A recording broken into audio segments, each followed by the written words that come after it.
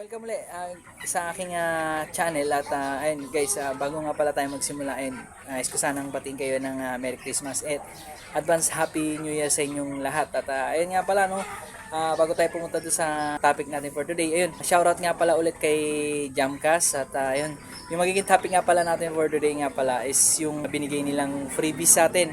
Ayun, pa-incubate na nga pala natin yung mga itlog na nakolekta natin nakaraan. Actually 23 pieces na itlog na yung napa-incubate natin nung huli. Tapos meron na naman tayong bago na 3 piraso na nandun sa ref namin. Bali, ayun, iniipon na naman namin yun para ipa-incubate. Another batch na naman yun na pagpapa-incubate namin. So ayun, hindi na tayo magpapaligoy-ligoy uli. At diretso na tayo sa ating topic natin. So ayun nga pala no, nung nakaraan napa-incubate namin yung mga itlog nung nakaraan. Ayun, nagbigay nga pala si Jamcas ng mga freebies. So ayun, kay Jamcas nga pala, kung gusto niya nga pala magpa-incubate, yan napakamurang halaga. And nagbi-visit nga din pala sila sa mga farm. Kung gusto niyo magpa-visit sa mga farm at magpa-vaccine ng mga inyong alaga, pwede niyo silang kontakin at ayun nga, nagbi-visit sila at pwede kayo makipag-coordinate sa kanila sa isa sa mga staff nila. So ilalagay ko na lang din sa description din yung mga details. Ito nga pala yung mga pinamigay ni Jamcas nung nakaraan nung nagpa-incubate kami. So ayan, una sa lahat yung Thunderbird Baby Stag Booster. So ayan, binigay nila nung nakaraan. Ayan, yung mga container provides readily available protein, amino acid, energy support, rapid good bone structure, stress coping mechanism. So ayan, so ang pagpapakain nga pala nito, ayan, day old 1 month. So 1 month above, ayan, pwede niyo na bigyan nitong yung baby Stag Booster. If kung hindi ako nagkakamali, and bali tingnan niyo na lang do sa i-search niyo na lang din sa online. So ayan yung una, ito yung binigay nila nung nakaraan. At ang kasama nito, itong mga soluble na yung tinutunaw sa tubig na mga gamot. And una sa lahat yung Jeprox, ayan. Water soluble siya na powder, anti-infective tsaka anti-malaria. So 6 grams. So yung indication niya nga pala yan, yung paano kung gaano karami yung dapat yung ihalo. Ayan, nandito na rin sa likod. Ayan, dissolve 6 grams per Jeprox to 2 gallons of drinking water, 3 to 5 days. Tapos treatment, kung sakaling may sakit, ayan, kung sakaling may sakit yung yung mga alaga ninyo, ayan, dissolve 6 grams Jeprox, 1 gallon of drinking water for 5 to 7 days. So sa pigeon naman, ayan, prevention, dissolve 3 grams Jeprox for to 4 liters of clean drinking water, gives 2 days, repeat after 2 weeks. So ayan, sa treatment ganun din, dissolve 6 grams Jeprox, 4 liters clean drinking water, give 5 consecutive days. So yan, so gagamitin na natin to para actually pwede naman ito for prevention. So pwede niyo naman ipainom kahit na walang sakit yung mga alaga ninyo, para ma-prevent na rin yung pagkakaroon ng sakit. So ipainom niyo na rin. Pwede siya sa kalapate, sa mga manok, sa mga alaga niyo manok, at pati sa sisiw pwede siya. Aprolium sulfac, ang hirap bigasin.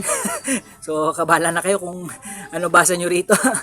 So ayan, ito yung gamot na binigay nila. So for na rin to, for treatment and for prevention, para di magkasakit yung mga alaga natin. Gawa ng yan na King Slasher. So meron pa yung isa pa, same din niya, pero ito naman iba naman to, King Slasher Opti-Grow. Ayan, water soluble din siya, antibacterial, anti-infective, tapos may vitamins. Tapos yung mga dosage and indication, so ayan, ganyan din. Sa indication naman niya, ayan, sa dosage, 6 gram per gallon of drinking water, 5 to 7 days. Tapos basta yun lang, nyo na lang, search nyo na lang about dito sa i-search nyo na lang yung itong soluble na to, yung King Slasher Opti-Grow. So may zinc, bacitracin, vitamin B1, B2, B6 and B12 and C. So ayan, ito yung isa pa sa pinamigay ni Jamcas sa akin. So ayan, ito yung mga pinamigay ni ni Jamcast sa akin nung nagpa-incubate kami. Actually hindi ko pa alam kung namimigay pa sila nito ngayong December. Marami nagpapa-incubate nung nakaraan at marami din nakatanggap ng mga ganitong same item din. So ayun, kung gusto niyo magpa-incubate, punta lang kayo kay Jamcast para magpa-incubate, tapos baka meron pa sila nito. So ayun, makapagbigay pa sila ng ng mga regalo katulad nito. Ayun, mga ganito. Freebies ni Jamcast.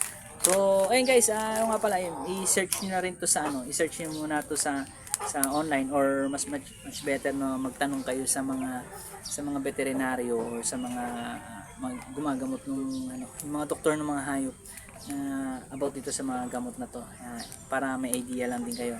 Saka mas mabuti na alamin niyo muna bago niyo ibigay sa mga alaga niyong hayop. So yun lang yung gusto kong i-share sa inyo, itong na natanggap natin kay Jamcast nung nakaraan. So thank you ulit kay Jamcast, at ayun, muli kung gusto niyo magpa-incubate, mura lang yung pagpapa-incubate, so bisitahin niyo lang ulit yung kanilang store diyan lang sa San Carlos. So ilalagay ko na rin din yung address, at ayun, kontakin niyo na rin lang sila. And meron nga pala din silang Facebook page.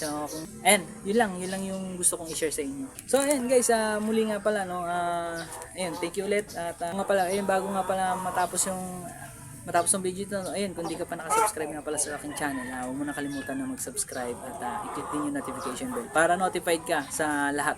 And follow nyo na rin ako doon sa aking Facebook page. So ayun lang guys, thank you ulit, at see you on my next vlog. Bye bye, and God bless sa inyo lahat.